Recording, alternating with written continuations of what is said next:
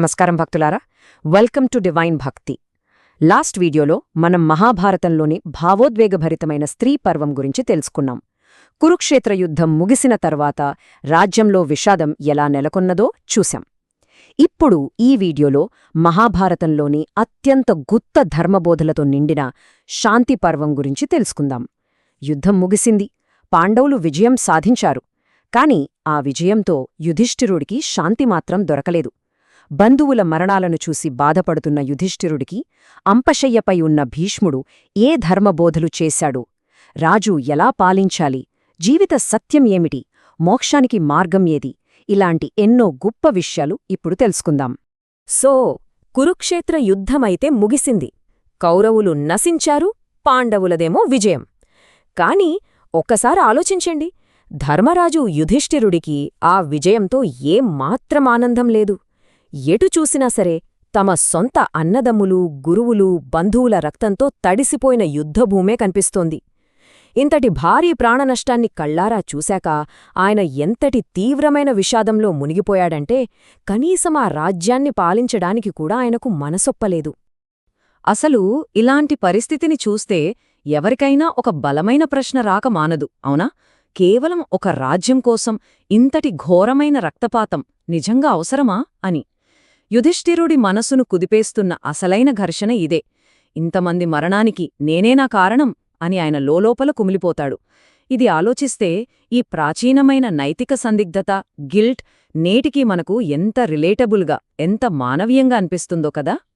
ఇలా పూర్తిగా నిరాశలో కూరుకుపోయిన యుధిష్ఠిరుణ్ణి చూసి సాక్షాత్తు శ్రీకృష్ణుడు, అలాగే వ్యాసమహర్షి ఆయనను భీష్ముడి వద్దకు వెళ్లి ధర్మాన్ని తెలుసుకోమని సలహా ఇస్తారు. ఈ ప్రయాణంలో మనం ముఖ్యంగా 5 ఘట్టాలను చూడబోతున్నాం. అవేంటంటే విజయంతో వచ్చిన ఆ తీవ్ర విషాదం, ధర్మరాజు భీష్ముని కలవటం, రాజధర్మం మరియు ఆపద్ధర్మం గురించి తెలుసుకోవటం, ఆపై మోక్షధర్మం, ఇక చివరగా విష్ణు సహస్రనామం. ఇవే ఆ ముఖ్యమైన 5 అడుగులు. ముందుగా మనం మొదటి విభాగానికి వెళ్దాం. అదే ఈ విషాదం మరియు భేటీ. అసలు ఒక పాలకుడుగా బాధ్యతలేంటి, ఎలా పాలించాలి అని వాటన్నిటిపైన యుధిష్ఠిరుడి మనస్సులో రగులుతున్న ప్రశ్నలకు సమాధానాలు వెతికే ఒక గొప్ప ఘట్టం ఇది. ఇక్కడ మనం గమనించాల్సిన ఒక ఆసక్తికరమైన విషయం ఏమిటంటే, అంపశయ్యపై ఉన్నది కేవలం ప్రాణాపాయ స్థితిలో ఉన్న ఒక యోధుడు మాత్రమే కాదు. ఉత్తరాయణం కోసం ఎదురుచూస్తున్న ఆ భీష్మ పితామహుడు, జీవితం మరియు పాలన గురించి తన జీవితకాలపు అత్యుత్తమ ఉపదేశాన్నివ్వడానికి సిద్ధంగా ఉన్న ఒక గొప్ప మార్గదర్శి. ఈ సమయంలోనే పాండవులు శ్రీకృష్ణుడితో కలిసి చాలా వినయంగా ఆయన వద్దకు వెళ్తారు. భీష్ముడు తన అపారమైన జ్ఞానాన్ని చాలా లాజికల్గా ఒక 3 స్పష్టమైన స్తంభాలుగా విభజించారు. అవే రాజధర్మ పర్వం, ఆపధర్మ పర్వం మరియు మోక్షధర్మ పర్వం. చూడండి, ఇలా విభజించి చెప్పడం వల్ల అంతటి సంక్లిష్టమైన ప్రాచీన భావనలు కూడా మనకు ఎంత సులభంగా అర్థమవుతాయో కదా. సరే, ఇప్పుడు మనం ఈ మొదటి 2 స్తంభాలైన రాజధర్మం మరియు ఆపదధర్మం గురించి కాస్త వివరంగా పరిశీలిద్దాం. మామూలు శాంతి సమయంలో ఒక రాజు ఎలా వ్యవహరించాలి, అదే ఒక తీవ్రమైన సంక్షోభం వస్తే ఎలా వ్యవహరించాలి అనేది ఇందులో చాలా స్పష్టంగా కనిపిస్తుంది. ముందుగా రాజధర్మం విషయానికొస్తే భీష్ముడు చెప్పిన రూల్స్ చాలా క్లియర్గా ఉంటాయి. ఒక రాజు ఎప్పుడూ సత్యమే మాట్లాడాలి, తన ప్రజలను సొంత పిల్లల్లా కంటికి రెప్పలా చూసుకోవాలి. కోపం, లోభం అనేవి దరిదాపుల్లోకి కూడా రానివ్వకూడదు. శత్రువుల పట్ల చాలా కఠినంగా ఉన్నా సరే ప్రజల పట్ల మాత్రం అత్యంత దయతో ఉండాలి. అన్నింటికంటే ముఖ్యంగా ధర్మమే ఏ రాజ్యానికైనా బలమైన పునాది అని భీష్ముడు బలంగా నొక్కి చెప్పారు. అయితే పాలన అంటే ఎప్పుడూ కేవలం దయ చూపించడం మాత్రమే కాదు కదా, దండనీతి అనేది కూడా చాలా అవసరమని ఆయన చెప్పారు. అంటే తప్పు చేసిన వారికి ఖచ్చితంగా సరైన శిక్ష పడాలి. అదే సమయంలో ఏ ఒక్క నిర్దోషికి కూడా అన్యాయం జరగకూడదు. న్యాయాన్ని నిష్పక్షపాతంగా బ్యాలెన్స్ చేస్తూ అమలు చేయడమే నిజమైన దండనీతి అని భీష్ముడు బోధించారు. ఇక్కడే మనకు జీవితంలోని ఒక అద్భుతమైన రియాలిటీ అర్థమవుతోంది. అదేంటంటే, సాధారణ పరిస్థితుల్లో మనం పాటించే స్టాండర్డ్ ధర్మానికి, ఆపదలో ఉన్నప్పుడు పాటించే ఆపద్ధర్మానికి చాలా వ్యత్యాసముంటుంది. ఒక పెద్ద ఎమర్జెన్సీ లేదా కష్టకాలం వచ్చినప్పుడు కేవలం ప్రాణరక్షణ కోసం అప్పటికప్పుడు కొన్ని కఠినమైన ప్రాక్టికల్ నిర్ణయాలు తీసుకోవాల్సొస్తుంది. అయితే అది ఎట్టి పరిస్థితుల్లోనూ స్వార్థం కోసం మాత్రం కాకూడదని ఆయన చాలా స్పష్టంగా చెప్పారు. ఇక మనం శాంతి పర్వంలోని 3వ స్తంభమైన మోక్షధర్మం వైపు అడుగులేద్దాం. ఇది ఈ పర్వంలోనే అత్యంత లోతైన ఆధ్యాత్మికమైన విభాగమని చెప్పొచ్చు. ఇక్కడ మనం భౌతిక ప్రపంచం, రాజ్యపాలన వీటిని దాటి నేరుగా ఆత్మతత్వం వైపు ప్రయాణిస్తాము. ఒక్కసారి ఈ కొటేషన్లోని లోతును గమనించండి. కోరికలే బాధలకు మూల కారణం.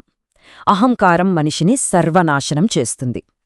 ఎంత గొప్ప పాలకుడైనా సరే ఈ అత్యున్నత ఆధ్యాత్మిక సత్యాన్ని గ్రహించకపోతే మాత్రం పతనం తప్పదని ఇది పదే పదే గుర్తుచేస్తుంది. ఈ మోక్షాన్ని సాధించడానికి భీష్ముడు ఒక పర్ఫెక్ట్ రోడ్ మ్యాప్ని ఇచ్చారు. అసలు ఆత్మస్వరూపాన్ని అర్థం చేసుకోవడం, మనం చేసే కర్మల ఫలితాలను గుర్తించడం, అలాగే జనన మరణ చక్రాన్ని ఛేదించడం, ఇవే కాకుండా సత్యం, దానం, క్షమ ఇలాంటి గుణాలను ఆచరిస్తూ చివరిగా భగవంతునిపై అచంచలమైన భక్తిని నిలుపుకోవడం. ఒక మనిషి తనను తాను ఉన్నతంగా మలుచుకోవడానికి కావాల్సిన ఆధ్యాత్మిక సాధనాలన్నీ ఆయనిక్కడ పొందుపర్చారు. మనమిప్పుడు భీష్ముని అద్భుతమైన ఉపదేశాల తాలూకు మహాముగింపుకు చేరుకున్నాం. ఇక్కడే ఇన్ని రోజులుగా యుధిష్ఠిరుణ్ణి వేధిస్తున్న ఆ తీవ్రమైన మనోవేదనకు అసలైన పరిష్కారం లభిస్తుంది. చరిత్రలో ఇదొక అద్భుతమైన ఘట్టమండి. ఎందుకంటే నిజమైన శాంతి అనేది ఆ పాండవులకు ఆ రక్తపుటేరులు పారిన యుద్ధభూమిలో దొరకలేదు. కాని ఇక్కడ అంపశయ్యపై ఉన్న భీష్ముడు స్వయంగా ఉపదేశించిన ఈ విష్ణు సహస్రనామం ద్వారా దొరికింది. శ్రీ మహావిష్ణువు యొక్క 1000 నామాలను జపించడం ద్వారా అపారమైన శాంతి, భక్తి అలాగే మోక్షం కూడా లభిస్తాయని ఆయన ప్రపంచానికి ఆవిష్కరించారు. ఈ ఉపదేశాలు విన్నాక యుధిష్ఠిరుడిలో ఒక అద్భుతమైన మార్పు, ఒక గొప్ప చైతన్యం వస్తుంది. మనం మొదట్లో వేసుకున్న ఆ ప్రశ్నకు ఇక్కడ పర్ఫెక్ట్ సమాధానం దొరికిందనమాట. అతని మనసులోని బాధ క్రమంగా సద్దుమణుగుతుంది. కేవలం ధర్మం కోసం జరిగిన ఈ యుద్ధం ఎట్టి పరిస్థితుల్లోనూ తప్పు కాదని ఆయన గ్రహిస్తాడు. చివరికి తనలో ఆ మానసిక స్థైర్యాన్ని తిరిగి పొంది హస్తినాపుర సింహాసనాన్ని స్వీకరిస్తాడు. ఇక చివరగా భీష్ముని మహాప్రస్థానం. ఎంతో కాలంగా ఎదురుచూస్తున్న ఆ ఉత్తరాయణం ప్రారంభమైన రోజున భీష్ముడు శ్రీకృష్ణుణ్ణి ధ్యానిస్తూ అత్యంత ప్రశాంతంగా తన దేహాన్ని విడిచిపెడతాడు. ఆ సమయంలో ఆకాశం నుండి పుష్పవర్షం కురుస్తుంది. యుద్ధం తాలూకు ఆ భయంకరమైన హింసతో మొదలైన మన ఈ ప్రయాణం కన్నీళ్లతో కూడిన ఈ అద్భుతమైన ప్రశాంతమైన వీడ్కోలుతో ముగుస్తుంది. సో ఈ మొత్తం శాంతి పర్వం నుండి మనం నేర్చుకోవాల్సిన కీలకమైన విషయాలు ఏంటంటే, యుద్ధం ఎప్పుడైనా సరే అంతిమంగా బాధనే మిగులుస్తుంది. అలాగే ధర్మమే మన జీవితానికి అసలైన నమ్మదగిన మార్గదర్శి. ఒక రాజు ఎప్పుడూ తన ప్రజల కోసమే జీవించాలి. కోపం, లోభం ఖచ్చితంగా నాశనానికే దారితీస్తాయి. అన్నింటికీ మించి జ్ఞానం, క్షమ, భక్తి ఇవే మనిషిని అత్యున్నత స్థితికి తీసుకువెళ్తాయి. చూడండి, ఇవి కేవలం ఆ కాలానికే కాదు, అక్షరాలా నేటి మన జీవితాలక్కూడా ఎంతో అవసరమైన రిలేటబుల్ సత్యాలు కదూ. మరి మన రోజువారీ జీవితంలో మనం ఎదుర్కొనే ధర్మ సంకటాలకు ఈ భీష్ముని బోధనలు ఏ విధంగా మార్గనిర్దేశం చెయ్యగలవని మీరు భావిస్తున్నారో ఒక్కసారి ఆలోచించండి. మరుసటి వీడియోలో మనం అనుశాసన పర్వం గురించి తెలుసుకుందాం. అంతవరకు ఈ వీడియో మీకు నచ్చితే లైక్ చేయండి, షేర్ చేయండి, మీ అభిప్రాయాన్ని కామెంట్ చేయండి. ఇలాంటి మరిన్ని మహాభారత కథల కోసం మా డివైన్ భక్తి ఛానల్ని సబ్స్క్రైబ్ చేసుకోండి. ధన్యవాదాలు. జై శ్రీకృష్ణ.